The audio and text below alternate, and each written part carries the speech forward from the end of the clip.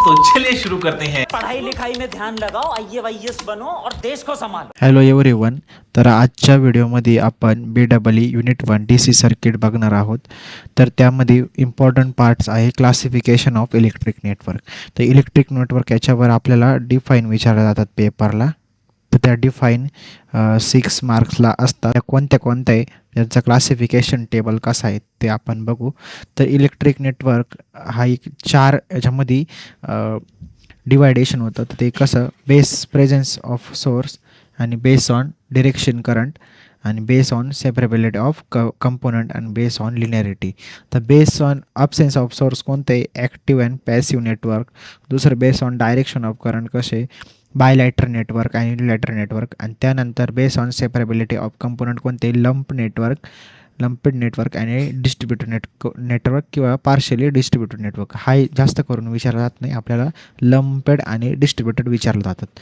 त्यानंतर base on linearity याच्यात कोणतं आहे लिनियर नेटवर्क आणि त्यानंतर नॉन लिनियर नेटवर्क. आता हे आपण हा टेबल बघितला. हा टेबल खूप इम्पॉर्टंट आहे एक्झामसाठी. त्यानंतर आपण याच्यावर बेस जे definition active network, passive network, bilateral network, unilateral network. तर ह्या डेफिनेशन आपण आता बघू वन बाय वन. आता बघा ॲक्टिव्ह नेटवर्क म्हणजे काय. ॲक्टिव्ह नेटवर्क म्हणजे काय बघा. If the network consist of an energy source then it called as active network. म्हणजे असं नेटवर्क ज्याच्यात काय एनर्जी सोर्स आहे, ज्याच्यात काय एनर्जी सोर्स आहे त्यालाच आपण काय म्हणतो ॲक्टिव्ह नेटवर्क. मग आता this is the type of energy source can be a voltage source or current. Energy source म्हणजे कोणते ज्याच्यात की व्होल्टेज आहे, सोर्स आहे किंवा करंट आहे. असं नेटवर्क ज्याच्यात की व्होल्टेज आणि करंट आहे त्याला काय म्हणतो आपण ॲक्टिव्ह नेटवर्क. ही झाली ॲक्टिव्ह नेटवर्कची डेफिनेशन.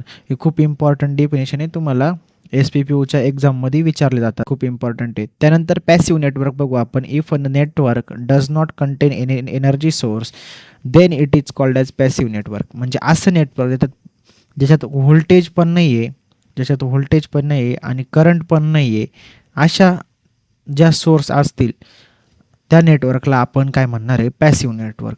खूप सिम्पल डेफिनेशन आहे, खूप इम्पॉर्टंट आहे. हे SPPUला आपल्याला विचारले जातात. आता खूप 2 मार्क्सला किंवा 6 मार्क्सला अशा टाईपमध्ये विचारले जातात किंवा न्यूमेरिकलला ॲड होऊन पण विचारले जातात.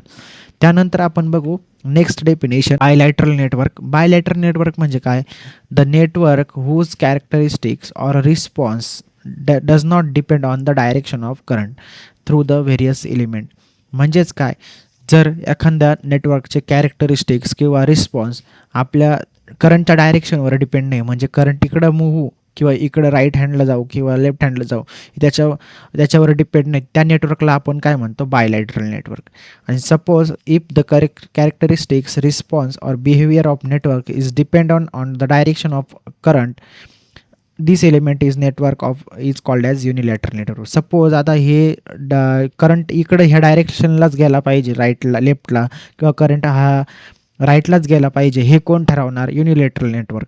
म्हणजेच काय, त्याचा रिस्पॉन्स आणि बिहेवियर कशावर डिपेंड आहे, करंटच्या डायरेक्शनवर डिपेंड आहे, त्याला आपण काय म्हणतो युनिलॅटरल नेटवर्क. आणि असं नेटवर्क ज्याचा रिस्पॉन्स हा करंटवर डिपेंड नाही त्याला काय म्हणतो आपण bilateral network.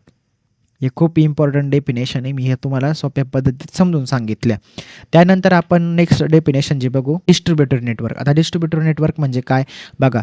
If the network element such as resistance, capacitance, inductance are not physically separable then it is called as distributed network. म्हणजेच काय, आता सपोज एखादं सर्किट आहे, इथं काय एक रेजिस्टर आहे, इथं एक कॅपॅसिटर आहे आणि त्याच्यानंतर एक इंडक्टन्स आहे.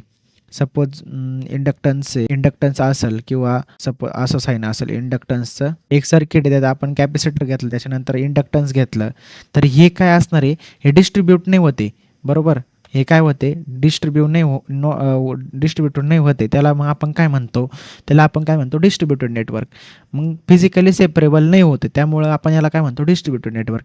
If the network element can be separated physically from each other they are called as lump network. म्हणजे असं नेटवर्क ज्याच्यातून जे काही फिजिकली सेपरेटेड होते त्याला आपण काय म्हणतो लंपेड नेटवर्क म्हणतो. ही खूप सिम्पल आहे. मग याचं डिफरंट हीच अशी डायग्राम येईल, पण ती काय होईल इथं डिवायडेशन होईल, एक रेजिस्टन्सचं बाजूला, त्याच्यानंतर कॅपॅसिटन्सचं बाजूला, त्याच्यानंतर इंडक्टन्सचं बाजूला. मग ते सेपरेबल तो काय होतोय, सेपरेट होतोय फिजिकली, त्याला आपण काय म्हणतो, लंप नेटवर्क. त्यानंतर आपण नेक्स्ट डेफिनेशन बघू जी की लिनियर नेटवर्क. आता लिनियर नेटवर्कचे डेफिनेशन खूप इम्पॉर्टंट आहे बघा. If the characteristics parameter such as resistance, capacitance, inductance remains constant respective the change in current, voltage, etc. then called circuit or network is called as linear network. म्हणजे अशी कॅरेक्टरिस्टिकचे parameter जसे की resistance, capacitor, inductance हे काय असणार आहे, constant असणार, त्या कॉन्स्टंट आहे. पण काय जर ते कॉन्स्टंट असेल तर करंट चेंज होणार नाही, इरिस्पेक्टिव्ह म्हणजे करंटच्या इरिस्पेक्टिव्ह ते काय होणार आहे, चेंज कॉन्स्टंट राहणार आहे. त्याला त्या सर्किटला किंवा त्या नेटवर्कला आपण काय म्हणतो, लिनियर नेटवर्क. मग ह्या सर्किटमध्ये आपण काय करतो, ओम्स लॉ ॲप्लाय करतो लिनियरली, आणि त्याच्यानंतर सुपरपोजिशन लॉ पण ॲप्लिकेबल होतो.